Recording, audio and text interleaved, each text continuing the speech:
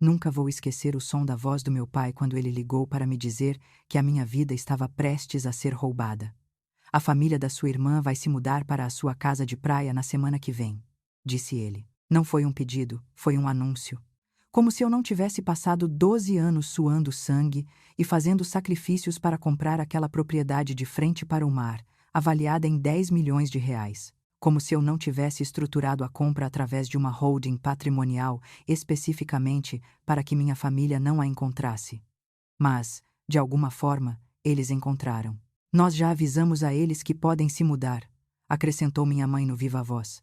Se você não gostar, saia. Por 36 anos, eu fui a filha invisível, a estável, aquela que não precisava de atenção, proteção ou justiça, enquanto minha irmã, a filha de ouro, recebia tudo, cada desculpa, cada resgate financeiro, cada gota de amor. Eu ficava com as sobras.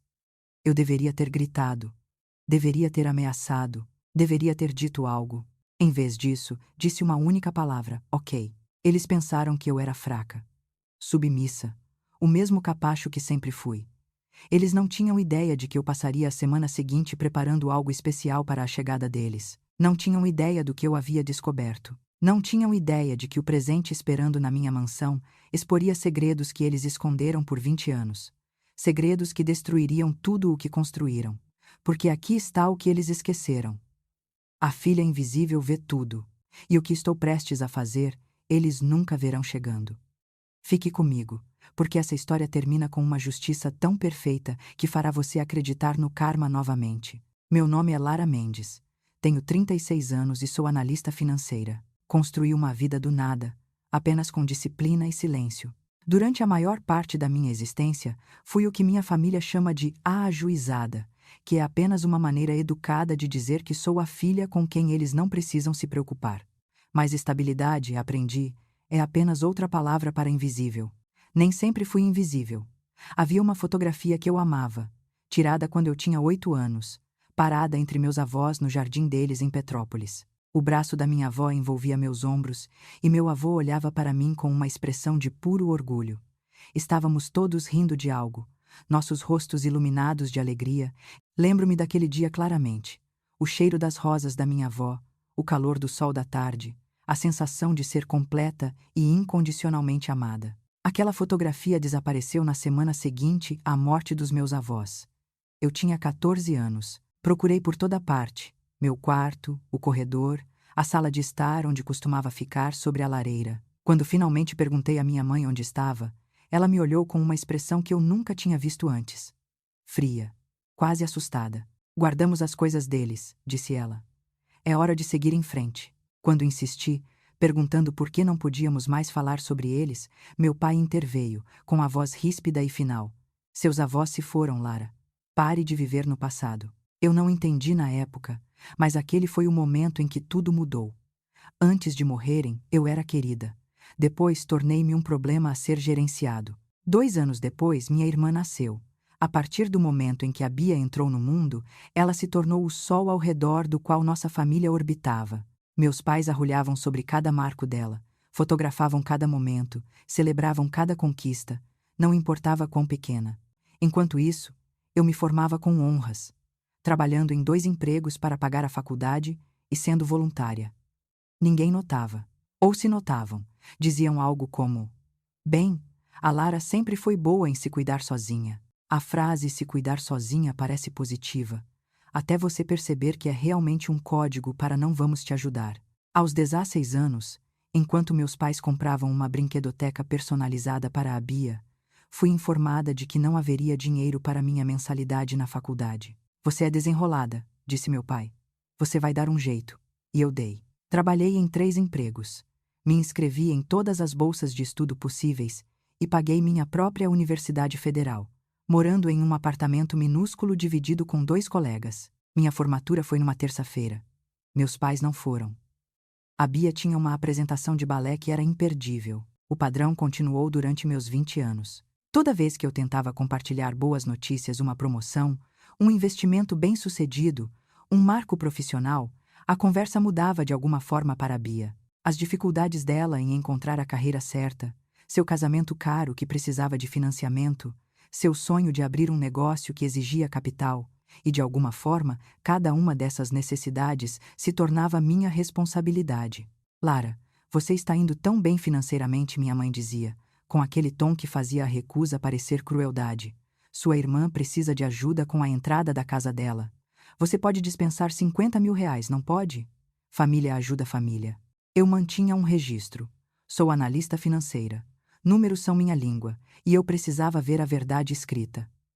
Em 10 anos, emprestei à minha família 150 mil reais. Nunca fui reembolsada, nunca me agradeceram. Quando finalmente, com cuidado, toquei no assunto em um jantar de família, meu pai me olhou como se eu tivesse dito algo de mau gosto. Nós não lembramos disso dessa forma, disse ele. Minha mãe acrescentou. Não seja mesquinha, Lara, é feio. A Bia riu. Na verdade, riu. Você ganha muito dinheiro, por que é tão pão dura em ajudar a família? Foi quando parei de compartilhar qualquer coisa com eles. Parei de mencionar promoções. Parei de falar sobre meus investimentos, parei de levar qualquer namorado para reuniões familiares, porque o julgamento e o descaso não valiam a pena. Aprendi a existir no mundo deles como um fantasma. Presente o suficiente para cumprir meus deveres, invisível o suficiente para proteger o que era meu. E o que era meu, o que eu construí através de 12 anos de semanas de trabalho de 70 horas e planejamento financeiro cuidadoso, era minha casa em Búzios. Uma propriedade de 10 milhões de reais de frente para o mar, com janelas do chão ao teto, 3 suítes, um escritório com vista para o oceano e um jardim onde planejei cultivar rosas como minha avó costumava fazer. Estruturei a compra através de uma holding, para que meu nome não aparecesse em registros públicos fáceis de achar. Não contei a ninguém da minha família que isso era meu. Finalmente, completamente meu. Minha advogada imobiliária, uma mulher astuta chamada Droar, Paula, que lidava com casos complexos há 30 anos, fez um comentário estranho durante o fechamento do contrato. Certifique-se de que sua família não possa acessar seus documentos legais, disse ela, com os olhos sérios por trás dos óculos de leitura. Já vi muitos casos em que parentes exploram a propriedade, falsificam assinaturas, criam documentos falsos. Quando os proprietários percebem o que está acontecendo, todo o patrimônio se foi. Lembro-me de rir, pensando que ela estava sendo excessivamente cautelosa. Minha família nem sabe que comprei este lugar, eu disse a ela. Ela não sorriu de volta. Ótimo. Mantenha assim. Mudei meus primeiros móveis numa terça-feira de manhã. Apenas o básico: uma cama, uma mesa de centro, a velha cadeira de balanço da minha avó, que eu mantinha secretamente num depósito há anos. Fiquei no deck observando as ondas, sentindo algo que não sentia há décadas. Paz. Possibilidade. Meu telefone tocou 3 dias depois. No início, não reconhecia a urgência na voz do meu pai. Ele raramente me ligava, e quando o fazia, geralmente era para me informar sobre alguma obrigação familiar que eu deveria cumprir. Mas isso era diferente. Era uma ordem. Lara, a família da sua irmã vai se mudar para o seu lugar na semana que vem. Afastei o telefone do ouvido e olhei para ele, certa de que tinha ouvido mal. Desculpe. O quê? A família da Bia precisa de um lugar para ficar. Já dissemos a eles que podem se mudar para sua casa. A voz da minha mãe entrou na conversa. Ela estava no viva voz. É o momento perfeito, na verdade. A casa é tão grande, e você é apenas uma pessoa. Você não precisa de todo esse espaço. Como vocês sabem sobre a casa? As palavras saíram estranguladas. Eu tinha sido tão cuidadosa. Somos seus pais, Lara. Nós sabemos das coisas. A voz do meu pai carregava um tom que eu nunca tinha ouvido antes, algo quase ameaçador. Fizemos os arranjos. Eles chegarão na próxima terça-feira com um caminhão de mudança. Vocês não podem simplesmente... Comecei, mas ele me cortou. Você não gosta? Sua voz ficou mais baixa, mais fria. Então saia. A menos que queira que tragamos à tona o que aconteceu naquele ano. A linha ficou muda. Fiquei paralisada na minha sala de estar vazia, minha mão ainda segurando o telefone no ouvido, meu coração batendo tão forte que eu podia ouvi-lo. Aquele ano? Do que ele estava falando? E por que aquelas palavras pareciam menos uma pergunta e mais uma chantagem? Eu não entendi, mas de alguma forma sabia que aquilo poderia me destruir. Eles chegaram exatamente 7 dias depois. E não foi com malas. Assisti da janela do meu escritório enquanto um caminhão de mudança estacionava na minha entrada. A Bia saiu do SUV usando óculos escuros de grife, e aquele sorriso que ela sempre tinha quando conseguia exatamente o que queria. Atrás dela, seu marido, o Edu, orientava 2 carregadores com o que parecia ser um jogo de sala de jantar. Minha sala de jantar já tinha móveis. Lara! Bia gritou, acenando como se fôssemos velhas amigas se encontrando para um brunch. Chegamos. Pode nos ajudar a decidir em quais quartos as crianças vão ficar? Desci as escadas atordoada. Os carregadores já estavam dentro, carregando caixas etiquetadas como Suite Master e louças do dia a dia. Eles sabiam exatamente para onde estavam indo. Ninguém estava me perguntando onde as coisas deveriam ir. Eles já conheciam a planta da minha casa. Como vocês conhecem a planta baixa? Perguntei a Bia enquanto ela direcionava um carregador para a ala de hóspedes. Minha mãe apareceu de trás do caminhão carregando uma planta. Somos família, Lara. Nós sabemos das coisas, as mesmas palavras que meu pai usou ao telefone. Ensaiadas, deliberadas. Meu pai se juntou a ela, sua expressão ilegível. Família cuida um do outro, certo, Lara? Ele fez uma pausa, deixando o silêncio se estender. A menos que você queira que certas coisas venham à tona. Lá estava de novo. Aquela ameaça. Eu não entendia. O Edu bateu no meu ombro como se fôssemos grandes amigos. Nosso advogado disse que está tudo em ordem para a estadia. Ele cuida de toda a nossa parte jurídica. Então você não precisa se preocupar com nada. O advogado deles. A parte jurídica deles. Na minha casa. Naquela noite, não consegui dormir. Os filhos da Bia corriam pelo corredor às 10 da noite. O marido dela estava numa reunião de trabalho no que costumava ser minha sala de meditação. Meus pais tinham se acomodado na suíte de hóspedes principal. Deitei no meu próprio quarto, o único espaço ainda meu, e senti meu santuário sendo devorado. Às 2 da manhã, desisti de dormir e comecei a pesquisar. Se eles estavam me ameaçando com aquele ano, tinha que haver registros em algum lugar. Dirigi até a casa dos meus pais. Entrei com a chave que tinha desde a infância e fui direto para o escritório onde meu pai guardava seus arquivos. As caixas que costumavam conter a papelada dos meus avós tinham sumido, não apenas movidas, sumiram. 20 anos de documentos desapareceram. Até os velhos álbuns de fotos daquele período tinham sumido, mas meus pais tinham esquecido dos bancos. Os bancos guardam tudo. Levou 3 dias e uma verificação de identidade no cartório. Mas finalmente consegui cópias dos documentos do fundo fiduciário dos meus avós, no banco que detinha as contas deles. Sentei no meu carro no estacionamento e li com as mãos trêmulas. $800 mil na época, o que hoje equivaleria a milhões de reais. Meus avós deixaram um espólio valioso. 70% para mim, sua primeira neta amada, e 30% divididos entre quaisquer netos futuros. Eu deveria ter recebido minha parte quando completei 25 anos. Fiz 25 anos há 11 anos. Nunca recebi um centavo. Eu nem sabia que existia. Os registros mostravam que meus pais, como executores, haviam sacado toda a minha parte em 2012. O mesmo ano em que abriram a boutique da Bia, que faliu em 18 meses, eles usaram minha herança para financiar o sonho da minha irmã, enquanto me diziam que não havia dinheiro para ajudar com minha faculdade. Minhas mãos ainda tremiam quando comecei a puxar meus relatórios de crédito e registros financeiros. Foi quando encontrei a segunda bomba. Um empréstimo comercial de 2015. R$200 mil. Lara Mendes listada como co-devedora. Eu nunca assinei tal documento. Nunca fui convidada. Mas lá estava minha assinatura, ou algo muito parecido com ela, numa cópia digitalizada do contrato. Liguei para um perito em documentos naquela tarde. Em seguida, contratei uma advogada especialista em fraudes financeiras. E foi aí que ela encontrou as aplicações atuais. Múltiplos pedidos de empréstimo arquivados no último mês listando a Bia e o Edu como mutuários principais, mas usando o endereço da minha casa em Búzios como garantia de residência e meu nome, minha assinatura, em formulários de fiador. Eu nunca tinha visto aquilo. O perito confirmou o que eu já sabia. Eram falsificações. Todas elas. Mas provar falsificação no tribunal leva tempo e dinheiro, e o advogado da minha família já havia enviado uma mensagem através da Bia. Cuidado ao fazer acusações que possam envergonhar toda a família. A descoberta mais prejudicial veio da minha investigadora particular. Um pedido de empréstimo de R$1,5 milhão submetido apenas alguns dias atrás, listando-me como fiadora. A assinatura parecia exatamente com a minha. Seria aprovado em menos de 2 semanas. Se aquele empréstimo passasse, eu seria legalmente responsável por uma dívida com a qual nunca concordei. E, de acordo com o relatório da investigadora, a Bia devia quase 500 mil a vários credores.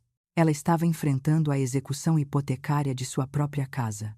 Eles precisavam da minha mansão, do meu crédito, da minha estabilidade financeira, para se salvarem de seus próprios desastres. Eu estava reunindo todas essas evidências no meu escritório, tarde da noite, quando ouvi vozes na cozinha abaixo. A acústica nesta casa transporta o som perfeitamente, uma das características que eu amava. Agora eu era grata por isso. A voz do meu pai, casual e confiante. Ela não vai fazer nada. Ela nunca faz. Ela vai reclamar, mas não vai realmente lutar contra nós. Ela tem muito medo do que vamos revelar. A Bia riu, aquela mesma risada de quando me chamou de mesquinha. E mesmo se ela tentar, temos papelada suficiente para provar que ela concordou com tudo. Meu advogado garantiu isso. Sentei paralisada na minha mesa, minhas mãos segurando a borda com tanta força que meus dedos ficaram brancos. Eles não estavam apenas roubando de mim. Eles planejaram isso. Documentos falsificados, evidências plantadas, construíram toda uma armadilha legal ao meu redor. Mas enquanto eu estava lá ouvindo-o celebrar sua própria esperteza, algo mudou dentro de mim. O medo dissolveu, substituído por algo mais frio, mais afiado. Eles pensavam que eu ainda era a filha submissa que engolia toda a injustiça para manter a paz. Eles pensavam que eu deixaria roubarem minha herança, falsificarem minha assinatura e tomarem minha casa sem consequências. Sorri na escuridão do meu escritório. Eles estavam prestes a aprender exatamente o quão errados estavam. Mas eu tinha menos de 2 semanas para desmontar tudo o que eles construíram. A contagem regressiva havia começado. O advogado me ligou no dia 9. Senhora Mendes, aqui é Ricardo Branco, representando a família da sua irmã. Sua voz era suave, treinada. Entendo que você tem solicitado documentos de várias instituições financeiras e contratado especialistas forenses. Aconselho fortemente que pare. Não disse nada, deixando-o preencher o silêncio. Se você prosseguir com alegações contra sua família, descobrirá que as evidências mostram que você esteve envolvida nas decisões financeiras da família o tempo todo. Existe documentação provando seu consentimento e participação. Ele fez uma pausa. Além disso, sua família está preparada para discutir publicamente como você os abandonou por anos, recusou ajuda durante tempos difíceis e agora está tentando despejar a família da sua irmã, incluindo 2 crianças pequenas, da moradia que você ofereceu a eles. Eles haviam construído toda uma contranarrativa. Eu era a vilã na versão deles. Pense com cuidado sobre as consequências, Senhora Mendes. Disputas familiares podem ficar muito feias, muito públicas. Ele desligou antes que eu pudesse responder. Meu pai ligou 1 hora depois, seu tom mais suave. O policial bom para o policial mau do advogado. Lara, querida, sabemos que você está chateada, mas está tornando isso maior do que precisa ser. Vamos nos sentar como uma família e resolver isso em silêncio. Sem advogados, sem drama. Não é quem somos. Não é quem somos. Como se tivéssemos sido algo além de quebrados. Mas a ligação dele me deu uma ideia. Eles queriam silêncio. Queriam privacidade. Eles contavam com minha vergonha, meu condicionamento para evitar cenas, para manter tudo a portas fechadas onde poderiam controlar a narrativa. Então eu daria a eles exatamente o oposto. Faço parte do Conselho da Aliança de Preservação Costeira, uma ONG que protege o ecossistema local. Como membro do conselho, eu tinha todo o direito de sediar um evento comunitário. Enviei convites para meus vizinhos, proprietários de empresas locais, todo o conselho da ONG e, o mais importante, uma investigadora de crimes financeiros chamada Renata Lima, que conheci numa conferência profissional no ano passado. Eu disse à minha família que era um coquetel de boas-vindas, uma chance de me apresentar à comunidade e discutir valores imobiliários. A Bia adorou a ideia imediatamente. Podemos ajudar você a organizar. Vai parecer tão bom mostrar a todos que somos uma família unida. Perfeito. Passei a semana me preparando. Cada conversa na minha casa foi gravada. A lei brasileira permite gravação se você for parte da conversa. Cada documento falsificado foi analisado. Cada pedaço de evidência foi organizado numa apresentação que memorizei de trás para frente. Na noite da reunião, 30 pessoas encheram minha sala de estar. Meus vizinhos em trajes esporte fino, membros do conselho com taças de vinho, empresários locais fazendo networking educadamente. Minha família desempenhou seus papéis lindamente. Bia encantando a todos, meus pais parecendo apoiadores orgulhosos, Edu bancando o cunhado dedicado. Esperei até que todos tivessem uma bebida e a sala se acomodasse em uma conversa confortável. Então fiquei na frente, ao lado da tela que montei para o que todos pensavam ser uma apresentação de slides sobre desenvolvimento costeiro. Obrigada a todos por terem vindo, comecei. Quero compartilhar uma história sobre confiança familiar e o que acontece quando os limites são violados. A sala se acalmou. Bia sorriu encorajadoramente, pensando que isso era sobre valores comunitários. Projetei o primeiro documento. Esta é a escritura desta casa. Ela pertence exclusivamente à minha holding. Eu sou a única proprietária. Clique. Estas são análises periciais de assinaturas em documentos de empréstimo com meu nome. O perito confirma que são falsificações. Clique. Este é o testamento dos meus avós, mostrando que eu deveria ter herdado uma quantia significativa há 20 anos. Eu não recebi nada. O sorriso da Bia congelou. Meu pai se levantou. Lara, o que você está? Minha advogada, parada silenciosamente no canto, falou. Este é um evento em propriedade privada, Sr. Mendes. A Lara tem a palavra. Minha mãe tentou controlar os danos. Isso é um mal-entendido. A Lara concordou em nos ajudar anos atrás. Ela está confusa. Apertei o play na gravação de áudio. A voz do meu pai encheu a sala. Ela não vai fazer nada. Ela nunca faz. Ela vai reclamar, mas não vai realmente lutar contra nós. Então a risada da Bia. E mesmo se ela tentar, temos papelada suficiente para provar que ela concordou com tudo. Meu advogado garantiu isso. A sala estava num silêncio mortal. Foi quando a porta se abriu. Uma senhora idosa entrou, seus cabelos brancos puxados para trás, seus olhos afiados e gentis por trás de óculos de aro fino. Desculpem o atraso. O trânsito estava terrível. O rosto do meu pai ficou branco. Dona Matilde? Você. Você deveria estar morta. Ela sorriu tristemente. Eu sei que você esperava que eu estivesse. Mas fiz uma promessa à minha melhor amiga e cumpro minhas promessas. Dona Matilde caminhou até a frente da sala e me entregou uma pasta. Dentro havia uma carta manuscrita, o papel amarelado com a idade, mas as palavras claras. A letra da minha avó. Se a Lara não receber sua herança, ou se seus pais alegarem que foi usada para a família, saibam que estão mentindo. Minha voz tremeu enquanto eu lia em voz alta. Eu reservei especificamente para a educação e o futuro dela. Lara, se você está lendo isso, significa que algo deu errado. Não deixe que tirem o que é seu por direito. Você sempre foi minha favorita e sinto muito por não estar aí para protegê-la. A pasta continha tudo. O testamento original, cartas expressando preocupação com a irresponsabilidade financeira do meu pai, uma declaração autenticada de seu advogado, confirmando que meus pais haviam sacado minha herança contra os termos do testamento, alegando que gerenciariam para mim. Minha mãe estava chorando. A Bia tinha agarrado os filhos e estava se movendo em direção à porta. Então Renata Lima, a investigadora, deu um passo à frente. Senhor e senhora Mendes, vou precisar que fiquem. Precisamos discutir esses pedidos de empréstimo falsificados atualmente pendentes em instituições bancárias federais. Isso é crime federal. Vi o rosto do meu pai desmoronar. As lágrimas da minha mãe. O pânico da minha irmã. Não senti nenhum triunfo. Apenas um alívio profundo e exausto. Tinha finalmente acabado. Ou será que tinha? A investigação não levou a algemas ou cenas dramáticas de tribunal imediatamente. A justiça real, aprendi, move-se lenta e minuciosamente. Em poucos dias, investigadores lançaram uma auditoria completa das finanças da minha família, abrangendo 15 anos.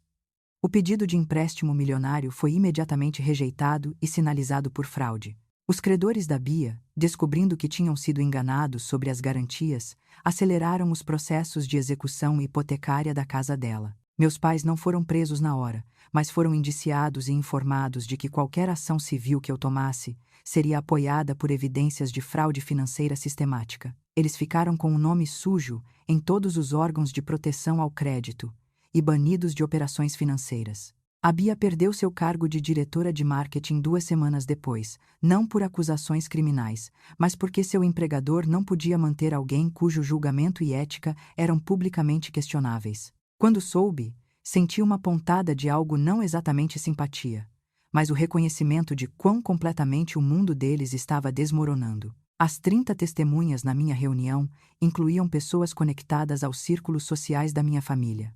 A história se espalhou, mas não como fofoca, como fato documentado, como um conto de advertência. Foi quando os parentes começaram a ligar. Uma tia idosa que eu mal conhecia confessou que uma vez perguntou à minha mãe sobre minha herança e foi mandada cuidar da própria vida, sendo depois excluída das reuniões familiares. Um primo revelou que meus pais pediram para ele ser fiador anos atrás, e quando recusou, disseram a todos que ele estava abandonando a família. A manipulação não tinha sido exclusiva comigo. Era o padrão deles. Os amigos dos meus pais pararam de retornar ligações. O marido da Bia pediu a separação, dizendo que não podia confiar em alguém que mentia sobre tudo. A imagem cuidadosamente construída da família de proximidade e lealdade desintegrou-se quando exposta como exploração vestida com a linguagem do amor. Entrei com um processo civil pela minha herança, mais 20 anos de juros compostos.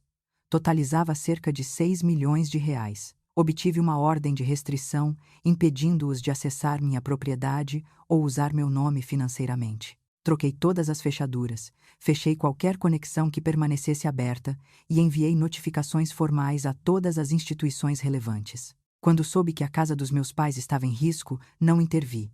Quando a Bia perdeu a dela, não ofereci ajuda.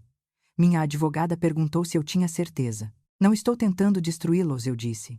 Só não estou mais salvando-os das consequências. Ofereci uma opção de acordo. Reembolso estruturado através da venda de ativos. E eu não prosseguiria com acusações criminais adicionais. Eles tinham 30 dias. Também escrevi uma declaração para minha família estendida. Não os odeio, mas não posso ter um relacionamento com pessoas que me veem como um recurso em vez de uma pessoa. Esta porta pode se abrir novamente se ocorrer uma mudança genuína. Até lá, escolho a paz. 3 semanas depois, minha mãe ligou. Sua voz tremia. Lara, seu pai está no hospital. Pressão alta, o estresse. Ele está chamando por você. Ele quer se desculpar. Dirigi até lá com o coração pesado, imaginando se tinha sido muito dura. Meu pai estava sentado na cama, parecendo cansado, mas estável. Ele pegou minha mão. Lara, sinto muito. Cometemos erros, mas ainda somos família. Sua mãe e eu estamos ficando velhos. Seus sobrinhos sentem falta da tia. A família perdoa. O puxão familiar apertou meu peito. Culpa. Obrigação. A resposta treinada. Então ele acrescentou. Se você retirar o processo, podemos seguir em frente. Pagaremos você aos poucos e podemos ser uma família novamente. A névoa se dissipou. Isso não era um pedido de desculpas. Era uma negociação. Eles não lamentavam ter me machucado. Lamentavam ter sido pegos. Retirei minha mão gentilmente. Fico feliz que você esteja bem, pai. Mas o processo continua. Vocês roubaram de mim por 20 anos. Ser pego não apaga isso. Minha mãe, silenciosa até agora, explodiu. Depois de tudo que fizemos por você, criamos você, alimentamos você, demos um lar. É assim que você nos retribui? Virei-me, completamente calma. Vocês fizeram o mínimo legal exigido de pais. Isso não lhes dá o direito de roubar minha herança e falsificar minha assinatura. Adeus. Saí me sentindo mais leve do que em 36 anos. Sem culpa, sem dúvida. Apenas clareza. 2 meses depois, uma carta registrada chegou de um escritório de advocacia desconhecido. Meu estômago embrulhou. Eles estavam me processando agora? Abri com as mãos trêmulas. Dentro havia uma carta de uma segunda advogada que minha avó havia contratado secretamente. O fundo continha outra provisão, nunca ativada.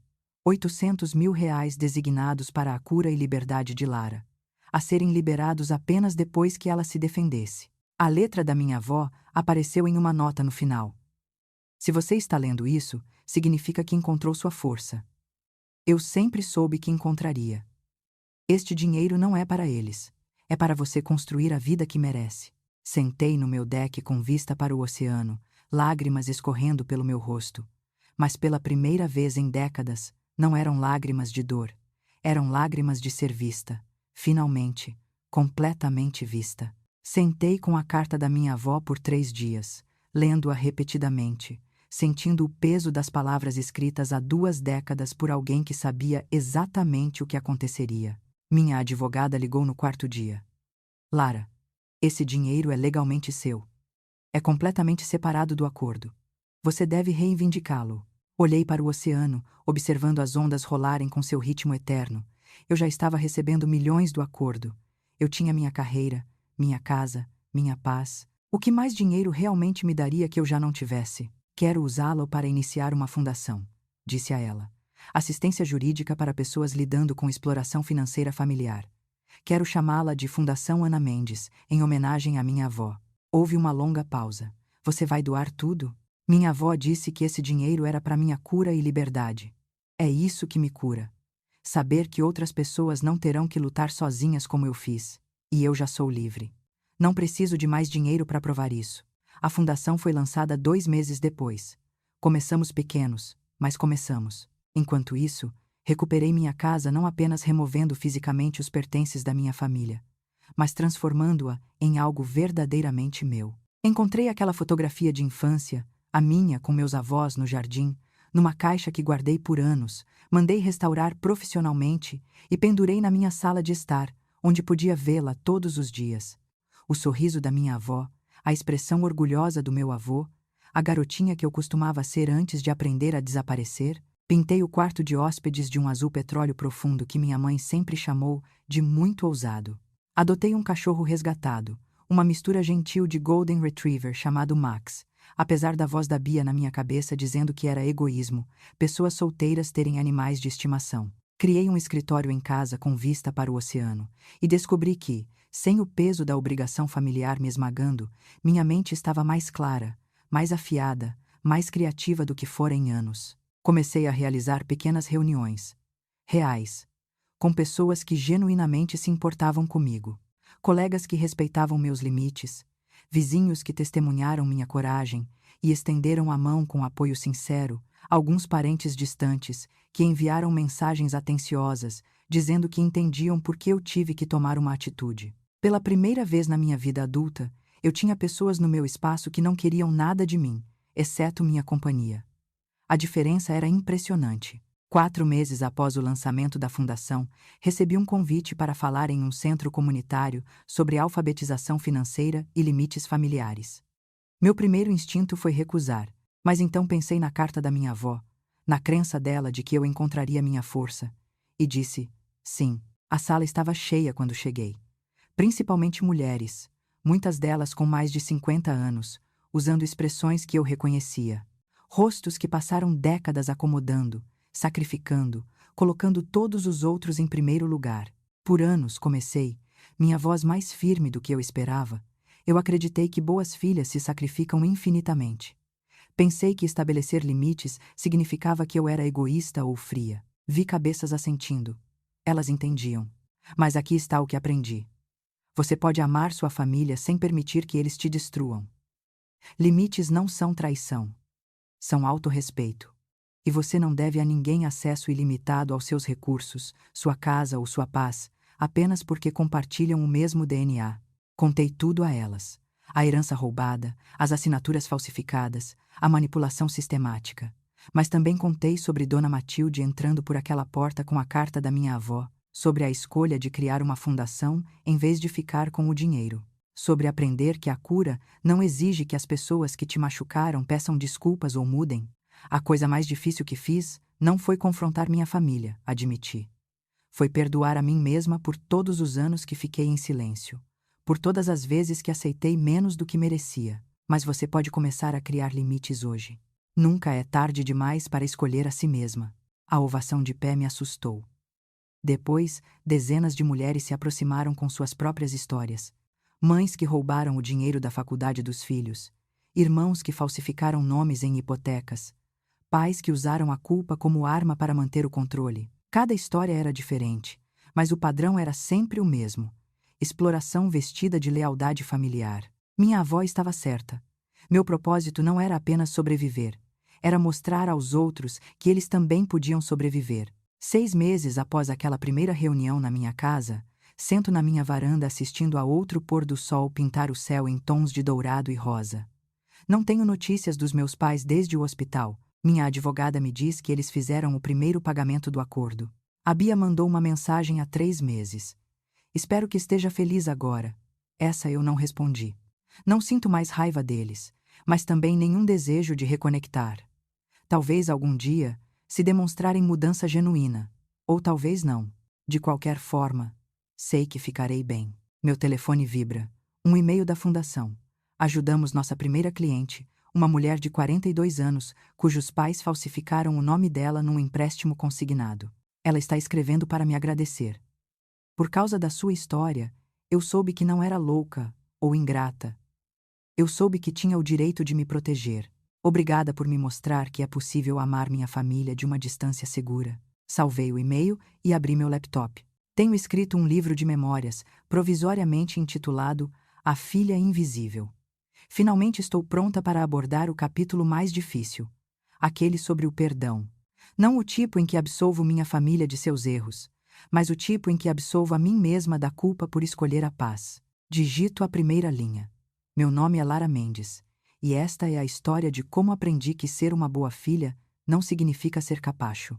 Não sei se vou publicar, compartilhar com a fundação ou apenas guardar para mim. Mas o ato de escrever, de possuir minha história completamente, é sua própria forma de liberdade. O Max descansa a cabeça no meu colo e eu coço atrás das orelhas dele. A casa fica atrás de mim, sólida e bonita. Prova de que sempre fui forte o suficiente para construir algo que valesse a pena manter. E pela primeira vez em 36 anos, ninguém pode tirar isso de mim. A história da Lara não terminou com vingança. Terminou com algo muito mais poderoso. Liberdade. Liberdade real e autêntica que vem de finalmente escolher a si mesma depois de uma vida inteira sendo escolhida por último. E quero que vocês saibam algo importante. Se a história da Lara ressoou com você, se você sentiu aquela dor familiar no peito quando ouviu sobre a filha invisível, a herança roubada, a família que tirou e tirou até não sobrar nada, você não está sozinho. Tantos de vocês assistindo a isso agora viveram versões dessa história. Talvez não tenha sido uma mansão de 10 milhões ou uma herança roubada. Talvez tenham sido traições menores e mais silenciosas. O irmão, que sempre recebeu mais atenção. O pai, que nunca reconheceu suas conquistas. Os familiares, que só ligavam quando precisavam de dinheiro. A culpa que pesava sobre você toda vez que tentava impor um limite. A voz na sua cabeça dizendo que boas filhas, boas irmãs, bons familiares não dizem não. Não se protegem. Não escolhem a própria paz acima da obrigação familiar. Mas a avó da Lara deixou mais do que dinheiro. Ela deixou uma mensagem que acho que todos nós precisamos ouvir. Você sempre foi digno de ser protegido. Você sempre foi digno de ser amado sem condições. E você sempre foi forte o suficiente para se defender. Se você está assistindo a isso e pensando sobre a dinâmica da sua própria família, sobre suas próprias lutas com limites, culpa e obrigação, quero que ouça isso claramente. Estabelecer limites não faz de você uma pessoa ruim. Proteger sua paz não faz de você egoísta. E afastar-se de pessoas que exploram você, mesmo que sejam família, não faz de você cruel, faz de você sábio. Agora, antes de terminarmos a história de hoje, preciso pedir uma coisa. Se a jornada da Lara mexeu com você, se você se sentiu visto pela luta dela, se você se pegou torcendo quando ela finalmente se defendeu, faça um favor a si mesmo. Clique no botão de se inscrever agora mesmo. Este canal é dedicado a histórias como a da Lara. Histórias sobre pessoas que encontraram a coragem de escolher a si mesmas, que estabeleceram limites quando todos diziam que estavam sendo irracionais, que provaram que você não precisa aceitar maus tratos só porque vem da família. Compartilhamos essas histórias porque acreditamos que, em algum lugar, alguém precisa ouvi-las. Alguém precisa saber que não é louco por se sentir ferido, que não é egoísta por querer respeito e que não está sozinho em sua luta. E aqui está o que eu realmente quero saber de vocês. Deixe um comentário abaixo e me diga. Você já foi o filho invisível na sua família? Você já teve que estabelecer limites com pessoas que o chamaram de egoísta por se proteger? Ou talvez você ainda esteja no meio do seu próprio momento, Lara, tentando descobrir se é forte o suficiente para se defender. Compartilhe sua história nos comentários. Você ficará surpreso com quantas pessoas estão passando exatamente pela mesma coisa. E para aqueles de vocês que já chegaram do outro lado, que estabeleceram esses limites e recuperaram sua paz, compartilhem sua sabedoria. Alguém lendo seu comentário hoje pode estar exatamente onde a Lara estava quando recebeu aquele telefonema.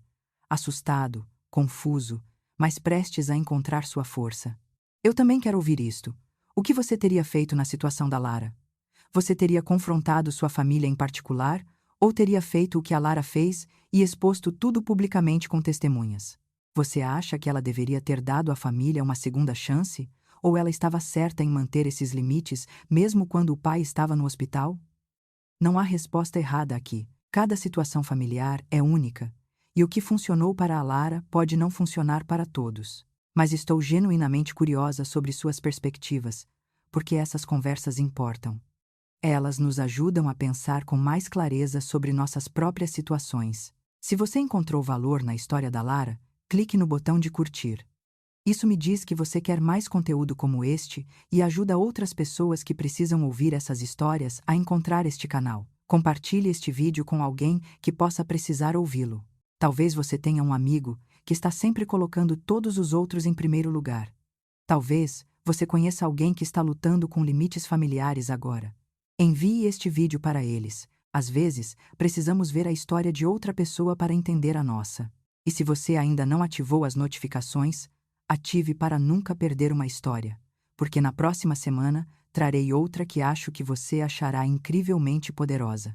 É sobre uma mulher que descobriu que sua sogra estava envenenando sistematicamente seu casamento por 15 anos, e a maneira como ela lidou com isso foi absolutamente brilhante. Você não vai querer perder. Lembre-se, você não deve a ninguém acesso à sua paz. Você não deve a ninguém perdão ilimitado. E você especialmente não deve a ninguém o direito de explorá-lo apenas porque compartilham o mesmo DNA. A Lara aprendeu essa lição, e espero que a história dela ajude você a aprender ela também. Obrigada por assistir, obrigada por fazer parte desta comunidade, e obrigada por ter a coragem de pensar sobre esses tópicos difíceis. Vejo você no próximo vídeo. Até lá, escolha a si mesmo. Você merece.